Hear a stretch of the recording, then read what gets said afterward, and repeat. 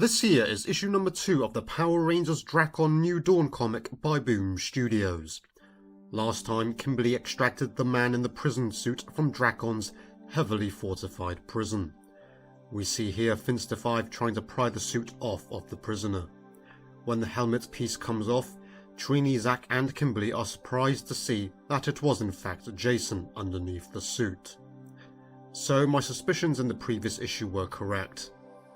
When Kimberly says Jason's name, everything comes back to him and he remembers who he is. He notices that Zack and Trini look older, and it's because 10 years have passed. There's a funny moment here as Adam comes running in to inform Kimberly of something, but Jason goes and punches Adam in the face. Kimberly holds Jason back, telling him that Adam is a friend. Then of course Jason sees that Scorpina is there too.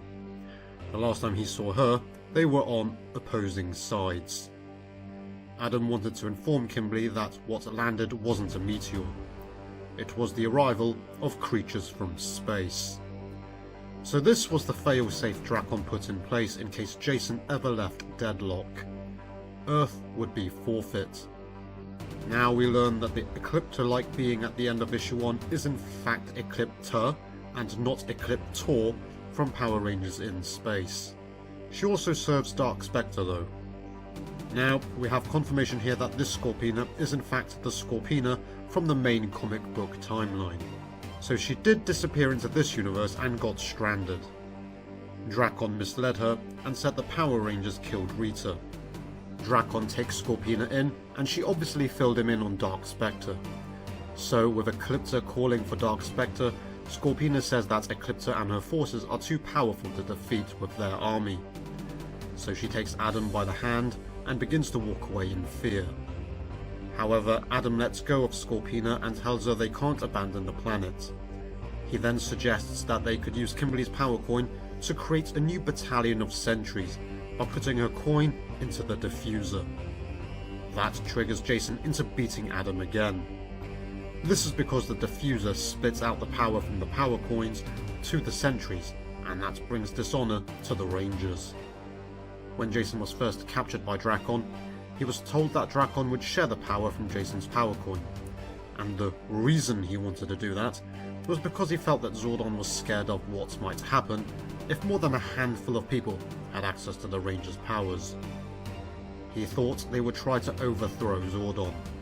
So Drakkon told Jason that he would share the power out to many people so that they could accomplish miraculous things.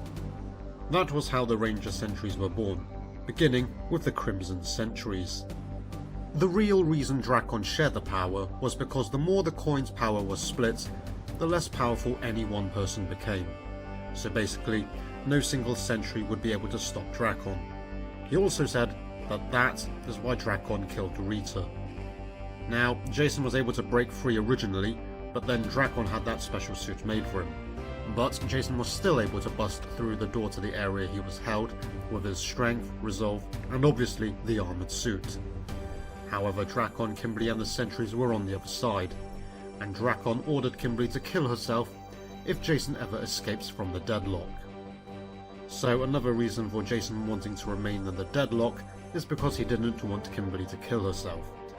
Scorpina is shocked to learn that it was in fact Drakkon who killed the Rita of this universe. Kimberly is opposed to the Power Rangers taking back their coins because the sentries would lose their powers. That would mean Drakkon's old sentries would tear themselves apart. So Jason's method is completely different from Kimberly's, and they are at odds in this series. Going back to Adam and Scorpina, and there clearly is some romance between them, which I speculated on last time. Scorpina cries and takes out statues of Drakkon. In a funny moment, Adam holds Scorpina and she asks what he is doing because she hates it. He says he's comforting her, but when he asks her if he should stop, she says no. Zack and Trini think that with their own power coins back they can challenge Eclipta, but Scorpina says that they should fight her as they are now. Kimberly says that Jason has a point, so if she's going to lead the armies, she needs her morpher. But she says that the other coins should remain in the diffuser so the sentries have power. She then tells Zack and Trini to round up the coinless. Jason tells Kimberly that he's spent enough time in the company of fascists and then leaves. As they're short on time, Kimberly doesn't argue and lets him leave. So it looks like Jason and Kimberly's friendship could be over. Now we see the Coinless and the Sentries gather up around Eclipta and the Quantrons. Kimberly gives the order to attack and both sides engage in battle. Eclipta tells the Quantrons to protect her while she signals Dark Spectre. Going back to Adam and Scorpina's strange romantic relationship, Scorpina tells Adam not to die. He says okay and thanks her, but then Scorpina tells him to shut up. A bit strange that Scorpina has gone soft and has genuine feelings for Adam, but Rita's gone and it's been 10 years, so it's plausible she's not as evil anymore. Kimberly, with her full range of power, is able to get through the Quantrons and get up close to Eclipta.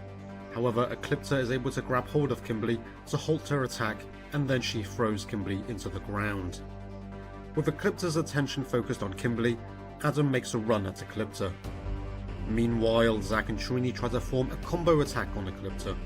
She is, however, able to defeat them easily. But then Scorpina is able to land a hit on Eclipta. The two of them do battle briefly, but Eclipta headbutts Scorpina, bringing her attack to a stop. This was the distraction needed, so that Adam can grab Eclipta from behind. As he's about to land an attack with his weapon, he loses his power and the weapon. In fact, all the Sentries lose power. With Adam's armor gone, Eclipta throws him down. And now that Adam's defenseless, Eclipta is able to kill Adam by sinking her hand into Adam's chest. Kimberly orders everyone to retreat. Scorpina is reluctant to leave, but Trini tells her they need to go. And so everyone abandons the assault. Back in the city, there's unrest as everyone is fighting each other. Now that Drakkon's old forces have no power, they're being challenged on the streets. Kimberly asks Vince to find what happened, and he tells her that Jason made him tell. Jason must have got the location of the diffuser and took the power coins. Scorpina starts talking to herself as if Adam is still there. She sees a member of the Coinless attack a former Sentry, so she says she'll talk more with Adam later, and then breaks up the fight. Zack and Trini also join in, trying to break up the fights between the former Sentries and the Coinless. Suddenly a voice calls out to the crowd, so everybody looks up. The people are amazed to see Jason as a full-fledged Power Ranger, and he says it's time to bring back the Power Rangers.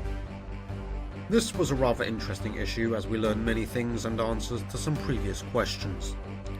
It's good to see Jason alive, but will he become the anti-hero in the next issue, or will he realign himself with Kimberly?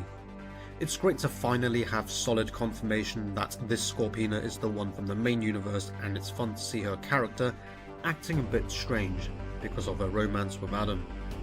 Sadly, that's over already as Adam looks dead. It's also good to learn exactly how the diffuser works and why Drakkon wanted the Sentries based on the Power Rangers suits.